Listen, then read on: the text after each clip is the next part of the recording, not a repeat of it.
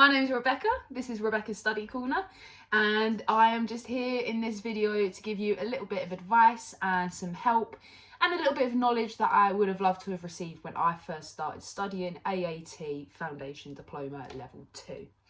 I just completed my fourth and final exam, so I am praying to God that that is my studying for level 2 done, because I can't do any more. I am done with it. So yeah, like I said, just a little bit of study advice and some tips on how to pass this course and a little bit of knowledge that I would have loved to have received when I first started studying. So the first thing I'm going to say to you is familiarise yourself with the topics and make sure you have a good sound understanding before you move on to the next topic. So this course is broken down into 4 different exams. You've got 4 different topics. You've got Introduction to Bookkeeping, which is 25% of your overall mark.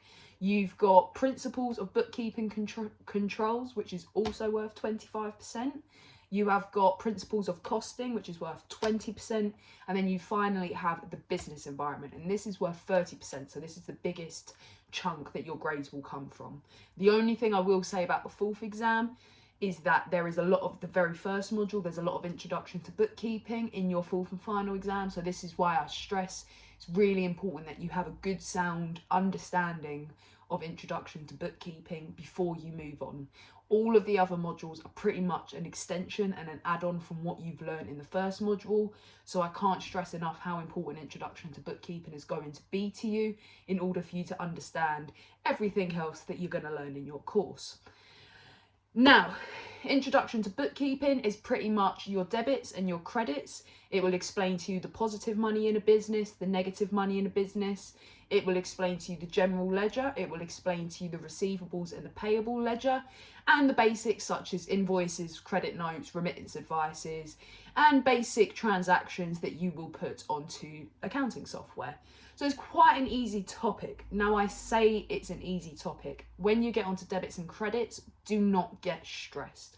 Debits and credits, when I first started learning them, I found them really difficult. I could not wrap my head around why a purchase was seen as positive money and why a sale was seen as negative money. It was only after I did a bit of research and a bit of thorough reading and some educating that it finally clicked and it finally made sense. So if maybe that's something you're struggling with, let me know. I could potentially do another video on it. So who knows? Your second topic, Principles of Bookkeeping Controls. This is going to be about your control and suspense account. So it's going to teach you about how to use the VAT account. It is going to teach you about reconciliations, drafting an initial trial balance, and it will teach you a little bit about payroll and how that's recorded in the accounting software as well. I found Principles of Bookkeeping Controls very interesting. And this is going to sound really dorky, I found payroll very interesting, and for the fact that I did payroll at my job at the time, probably explained why I was a bit dorky for it. But it's basically, the second module is an extension, an add-on to the first module. The first module is basically teaching you about the types of transactions, and the second module is more an extension. So you've recorded the transaction, what do you do with it now? And then your third one, Principles of Costing, is going to teach you about budgeting basics. It's going to teach you basic costing theory. It's going to be the use and management of spreadsheets. A bit unrelated to maybe the first couple modules you've learned, and I'll definitely say that the third module really starts to lean away from accounting and bookkeeping and starts leaning more into business and the business side of things. So very interesting to learn as well, and again, it's only worth 20% of your final grade, so don't stress too much about it. It's still important, you're still going to have to take an exam on it, so just make sure you've got a good understanding. Your last one, Business Environment. This is the module that I struggled with the most personally. It teaches you a lot about contract law, the different types of law that there are. It teaches you about corporate social responsibility and sustainability and ethics within a business. This is the module that is the most law-based. It's the most business-based. For someone that done really well with numbers and maths and the symbol side of things, I really struggled with the very last module. Only bit of advice I can give you is don't give up too easily. Just keep on going, because eventually you're going to read a sentence, whether it's on a discussion forum, whether it's in a textbook, whether it's in your study plan. Eventually you're going to read a sentence and it's going to become like a light bulb moment, and it's all going to click and it's all just suddenly going to make sense. So don't stress too much if it is if you get onto a topic and you're really struggling to understand it. Just keep doing as much research on it as you can, maybe contact your tutor if possible. But those are basically the 4 main units. So really familiarise yourself with these topics, get a really good sound understanding of Introduction to Bookkeeping. You're definitely going to need that module the most. The 4th exam, the synoptic exam, recovers what you learned in the 1st module. So if you really get that ingrained into your head and into your knowledge, you're going to be absolutely fine for the rest of it. So familiarise yourself with topics, good understanding of Introduction to Bookkeeping.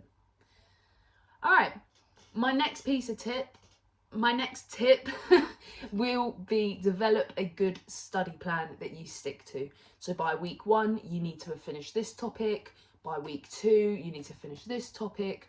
Week 3, you want to be whatever it is, whatever it might be, just get a good study plan in place and make sure that you are following it. I did not follow the study plan when I started studying AAT, and it ended up taking me about 3 or 4 months longer to finish the level 2 than it should have.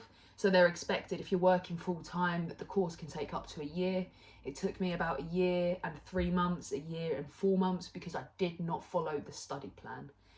This brings me really swiftly onto my next topic, taking regular breaks. Now, studying AAT, distance learning, is not the same as going to university.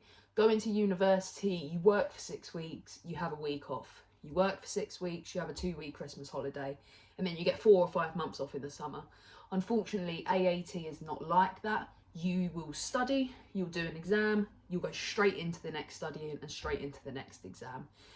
For me, what worked for me was working really hard for about 3 or 4 months, taking my exam, and then taking a good 2 to 3 weeks off, where I would not even think about studying, I wouldn't think about exams, I wouldn't think about moving on to the next topic. I took a good break and just got back to myself. I'd go back to the gym, and I would start hanging out with some friends and seeing family again. So make sure you're taking some time off, because if you are just running it like a rat race and you're just working from start to finish of the course, you are going to absolutely tire yourself out. So take regular breaks and be consistent with it. Just be consistent with your studying. Work when you've got the time. Like I said, take regular breaks. Brings me on to my next one, practice tests. Now, you can get green light tests on the AAT official website. This is where I did a lot of my mock exams. There was also another website, I think they were called Acorn Mock Exams, which also gives you free practice assessments. I would definitely consider using these websites and using especially the AAT exams, because they are the most similar to what you will get in the real life exam. I cannot stress enough how important taking mock exams are. You might think you've got a good understanding, you might think you've got a sound knowledge. If you walk into that exam having not taken a mock, it is going to throw you, because you might have learned the topics in one way, and then the way they word it and they question it in the exam is totally different. So make sure you are doing mock assessments. That is a really, really big thing I wish that someone stressed to me. I walked into my first exam having not taken any mocks, and although I passed it with, I think I got 92% in it. I really struggled and walked out of the exam absolutely positive that I had failed it, because I just wasn't used to the format of which they were questioning me. So mock exams, really important. Next tip, make use of study materials. Now, the learning provider I went with, I don't have a particularly positive reflection. I'm not going to mention who my learning provider was with, but having spoken to other girls that were studying AAT and the learning providers they were with, I realised that they were not giving me a lot of study material. So textbooks and practice assessments and online tutoring really will make a massive difference. So if you're with maybe a learning provider that doesn't provide exam books or doesn't provide revision notes, I would definitely recommend getting onto Amazon, ordering a couple of books, ordering a couple of mock assessment books. I think I used Michael Norton, and I found it really helpful, those study books, and you can get those for each module. So Introduction to Bookkeeping, Principles of Bookkeeping, Principles of Costing and Business Environment.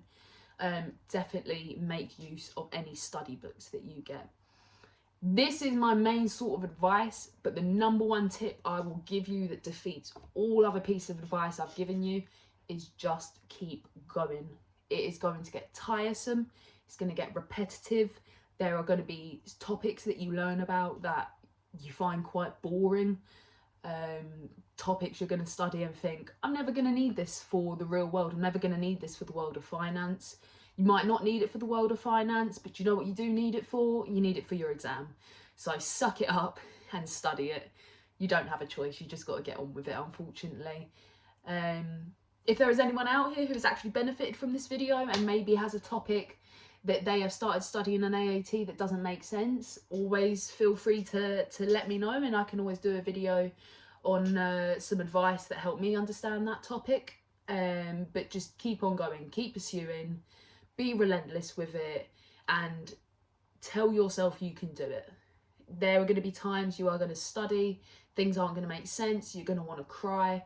I think in the whole year and 3 months that I studied, I must have cried about 50 times at topics that just didn't make sense to me, topics that weren't clicking, topics that weren't making sense. You just got to keep going, because eventually you're going to read a sentence in a revision book or in a mock assessment, and it's suddenly going to shine light on the topic, and it's all going to make sense.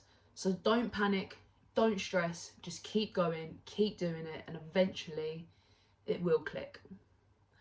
I've been Rebecca. Have fun.